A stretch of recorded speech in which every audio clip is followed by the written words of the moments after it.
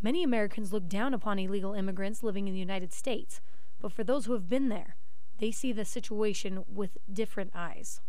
I have lived in Central America, and I know that it is really hard.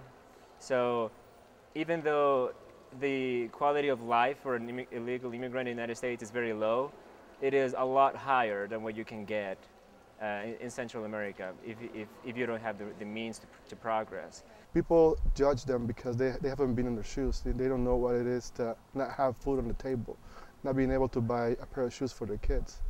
And so people come here because they have a need, and that's the only way that they think they can solve it. Getting here is one of the big dreams. It's like a part of that they call the American dreams. Not only get a house or get a, convenient stuff, but it's having at least what to eat and money, like that can support your family for the basic needs. Yeremy Turches came from El Salvador 2 years ago to study information systems at BYU. He has high hopes of becoming a citizen after graduation. I am planning on becoming a citizen of the United States. I want to start my career. I want to join the corporate world. Fernando Castro also came from El Salvador in 1995. It took him 12 years to become a citizen only after marrying an American woman.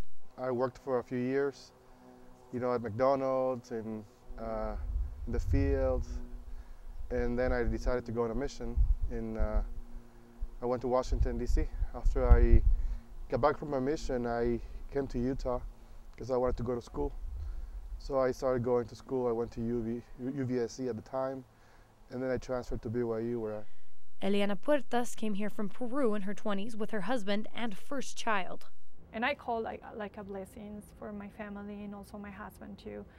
So we applied for that law, and then after almost 2 years process, for us it was like a long term, but after 2-year process we got the permanent resident. Even though all three are now in the country legally, all three feel many still treat them as if they were illegal. Every time that I meet someone new, I have to let them know that I'm different, that I am a hard worker, that I am studious, that I am smart, that I'm capable of doing things. But that is something that I have to let people know that. There's a lot of good people, but there's also people that they still treat you like you're not from here. And it's normal because you have an accent, because you have different culture. You're a different person, but most people are really, really nice. So when they ask me something and I'm in a conversation, I say, oh yeah, because I talk about this in my class at BYU. Oh, so are you a BYU student? How come? It's like, oh, come on. It's not possible that I can be a BYU student. So when I go around on the city, people look at me and treat me like a Latin illegal. Sometimes when I have need of something that I need in the store or something like, we don't know, or the treatment you can see. But when asked if they feel a connection or disconnection to illegal immigrants, their answers varied. Personally, it's something that I will never do, just because I don't think I would like to be.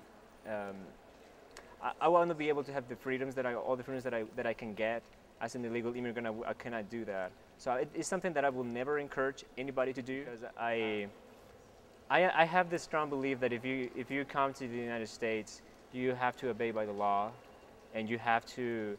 Also, I think you should try to adopt the culture, and try to learn things about the culture, about the people, and try to help your community. I feel connected to them. I feel their pain. I know how hard it is to to feel like, oh, maybe I can get deported and be separated from my family, from my kids. A bunch of families are being separated because of, the kids were born here, they're citizens, but their parents, they're not, so they have to go back to other countries. I totally agree that we need to follow the rules and respect the laws, but what about the feelings? How many families you are separating because of deportations? How many kids they need to go back at their own country when they don't even speak very well, sometimes they Spanish. If it's this country, celebrate every year Freedom Day, Martin Luther King. Why we can't forget, just remember that day. Why we cannot remember what happened with Martin Luther King every day, 365 days in the year. This is a free country. but sometimes the people, it doesn't let us be free. From someone who has high hope for himself, I think they still, if they can be smart, they can educate themselves, and they can find their way out of poverty. And I know people that have been here illegally, right? And because they went to school and they started working, somehow they found a way to become residents or citizens. and from someone who has walked in their shoes. My advice is to keep working, pay their taxes and have patience. You never know what's going to happen. It's all politics, so just to be patient.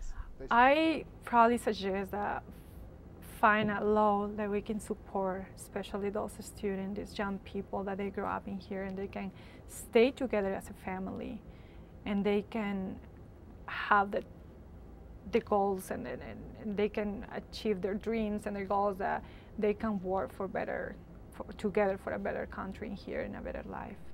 Laws must be obeyed and the rules must be followed, but some immigrants ask that you take a step back and see things through their eyes. Lauren Frankum, Immigration Nation.